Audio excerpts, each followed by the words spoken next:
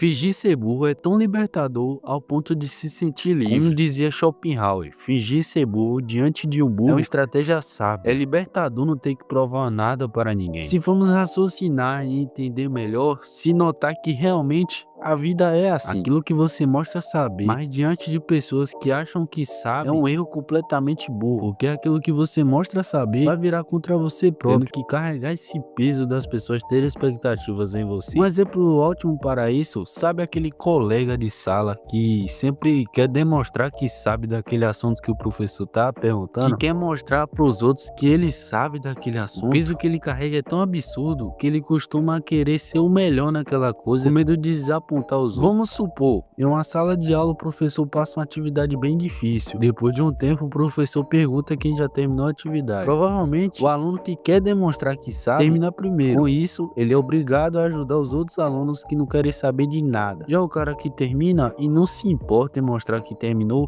fica tranquilo e sem preocupação nenhuma. Isso é o que Schopenhauer quer dizer com fingir ser burro. Porém, Schopenhauer ensinou essa filosofia com o objetivo de se proteger. Mas se formos usá-la ela para manipular, é aí que entra o melhor vilão dos animes, Tobi. Mas quem seria Tobi? Em sua infância, chamada de Obito Uchiha, era um garoto de bom coração que sonhava em se tornar Hokage um dia, assim como Naruto. Ele amava sua companheira de time chamada Rin. Porém, meus amigos, ela não o amava, mas isso não vem ao caso. Teve um dia que, em uma missão junto com Kakashi e Rin, havia uma batalha difícil contra os shinobis inimigos. E nessa confusão, uma pedra estava caindo em cima de Kakashi, seu melhor amigo, e por um ato de heroísmo, ele empurrou seu amigo, deixando assim ser esmagado pela pedra, perdendo a metade de seu corpo e dado como morto para todos. Porém, ele foi salvo por um velho, que era nada mais nada menos que Madara Uchiha, uma lenda shinobi que também foi dado como morto, mas estava vivo. Ele conta que salvou ele pelo motivo de ajudá-lo a concluir um plano, que seria Tsukuyomi Infinito, que era basicamente colocar todo mundo em uma ilusão onde todos iriam viver o que mais queriam. Porém, meu parceiro Obito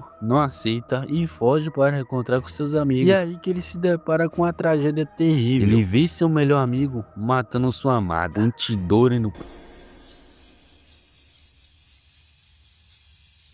nascendo assim Tobi, que ajuda a Madara com o plano, e depois que o velho morre, ele assume o seu nome com a máscara. Tobi é visto como um palhaço da corte Nakatsuki, pelo seu jeito brincalhão e a sua voz que não quer levar nada a sério. Na real, quando eu vi ele junto do Deidara, eu ficava pensando o que ele tava fazendo naquele lugar e como ele entrou, porque para entrar na Nakatsuki tinha que ser os caras mais barra pesada que existia. Porém, meus amigos, aqui entra a filosofia. A ideologia de Schopenhauer foi mostrada com meio de se proteger na sociedade, ou seja, da maneira defensiva. Mas se essa filosofia fosse usada para manipulação, foi exatamente o que Tobi fez. Enquanto ninguém ligava nem dava total respeito por ele simplesmente sempre esteve ali, junto de todos, conhecendo e estudando cada um. E mal eles sabiam que aquele maluco e idiota era a figura que criou aquilo tudo que eles estavam fazendo desde o início. Mal sabiam ele que ele mandava em tudo, nas decisões e planos da Akatsuki.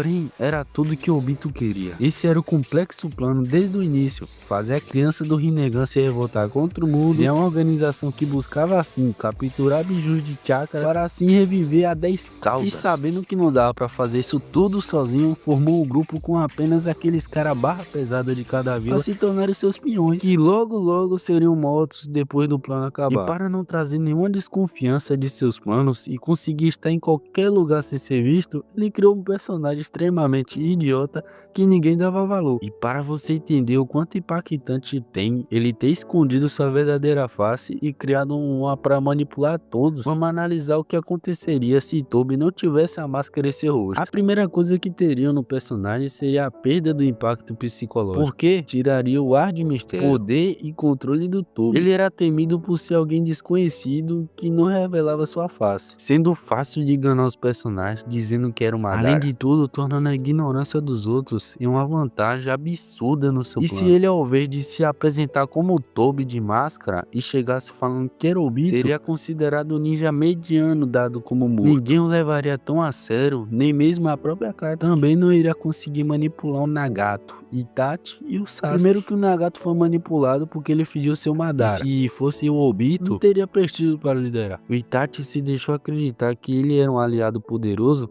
senão teria matado ele ali mesmo. E o Sasuke, alimentado pelo ódio, o Tobi que guiou ele falando que era o Madara, senão ele não iria confiar. E a conclusão disso tudo, fingir ser burro não é só apenas uma forma de se proteger, é também uma forma de dominar. Schopenhauer falava sobre isso como defesa, mas o Tobi mostrou que isso também pode ser feito como ataque. Enquanto todo mundo subestimava ele, achando que era só um bobalhão, ele tava ali, de boa, andando no meio dos caras mais perigosos do mundo ninja, estudando cada um e puxando as cordas sem ninguém perceber. O segredo dele não estava só na máscara física, mas na máscara de atitude. Agir como se não fosse nada demais para que ninguém olhasse duas vezes para ele. No final das contas, a lição é simples. Às vezes a maior inteligência é deixar o mundo acreditar que você não tem nenhuma.